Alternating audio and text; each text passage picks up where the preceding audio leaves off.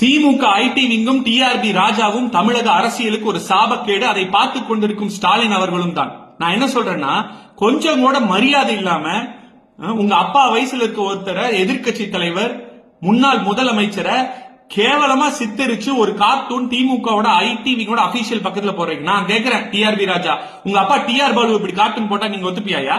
நான் கேக்குறேன். இல்ல ஸ்டாலினை போட்ட ஒத்துப்பியா? உங்க கட்சியில் இருக்கிற எல்லாம் 70 வயசு 65 வயசு இருக்க முதியவர்கள் அப்படி போட்ட ஒத்துப்பியா? ஒரு கட்சினா, ஒரு அரசியல்னா, மக்களுக்காக நாங்க ஒரு கருத்து வச்சா நீங்க எதிர் ஒரு கருத்து வைக்கலாம். ரெண்டு கருத்தும் மக்களுக்கான ஆக்கப்பூர்வமான முன்னேற்றத்துக்காக இருக்கணும். சும்மா அவனே இவனே பேசுறதுக்காக இருக்கக்கூடாது. இதெல்லாம் எங்க போய் திமுக எதிர்பார்க்க முடியும்? கூட்டணி கட்சியில் இன்னைக்கு இருக்கீங்க காங்கிரஸ். இந்திரா காந்தி அவர்களையே காதுல கூசுற மாதிரி அவர்களுக்கு கமெண்ட் பாஸ் பண்ணவர் தானே கருணாநிதி அவர்கள். அந்த கட்சி நீங்க அப்படித்தான் இருப்பீங்க திமுக. நான் கேட்கிறேன், கொஞ்சமாவது வெக்கமான சூடு சொரணை ஏதாவது இருந்தா, சாப்பாட்டுல உப்பு போட்டு சாப்பிடுற ஆளா இருந்தா, கூச்சம் இல்லாத ஆளா இருந்தா, நான் கேட்கிறேன், இப்ப 50 வயசு ஒரு ஆளு, 14 வயசு ஒரு பொண்ணு காலை உடைச்சு பாலியல் வன்கொடுமை பண்ணிருக்கா. போடி அது காட்டுன. கரண்ட் பில் 3 தடவை வெட்டி மக்கள் கஷ்டப்பட்டிருக்கா. போடி அது காட்டுன. உங்க அமைச்சரவையில் இருந்த 2 அமைச்சர்கள், ஒரு அமைச்சர் 10 ரூபாய் பாட்டிலுக்கு வாங்கி பொழைச்சாரு செந்தில் பாலாஜி, இன்னொரு அமைச்சர் பொன்முடி தப்பு பண்ணா அமைச்சரவையிலிருந்து நீங்களே இறக்கிருக்கீங்க. போடி அது காட்டுன. திமுக சேர்ந்த ஒருத்தர் பெரிய போதைப் பொருள் கிடங்கு வச்சிருந்து போதைப் பொருள் கடத்தல் ஈடுபாடு இருக்காரு அப்படின்னு சொல்லிட்டு அவரை மொத்தமா நீங்களே கட்சியிலிருந்து தள்ளி வச்சிருக்கீங்க. பெரிய கேஸாய புல் இருக்காரு. போடி அது காட்டுன. எத்தனை பிரச்சனைகள், ஓஎப்பி அதிகமணித்தல, ரேஷன் கடையில கோதுமை வரல, போடி அது காட்டுன. கூட்டு பாலியல் வன்கொடுமை நடந்துட்டு இருக்கியா?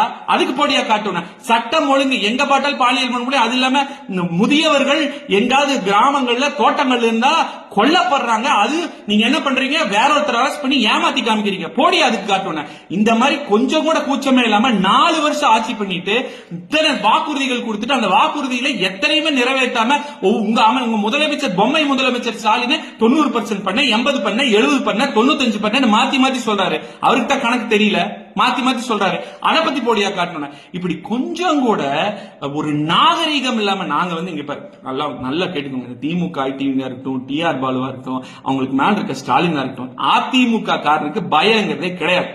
புரட்சி தலைவரும் புரட்சி தலைவி அம்மாவும் எங்க பொதுச் செயலாளரும் எங்களை கண்ணியத்தோட இருக்கிறனால நாங்க கண்ணியத்தோட இருக்கிறோம். உங்க அளவுக்கு கீழ்த்தரமா இறங்கி முடியாதுன்னா, செய்ய முடியாதுன்னா அப்படிலாம் கிடையாது.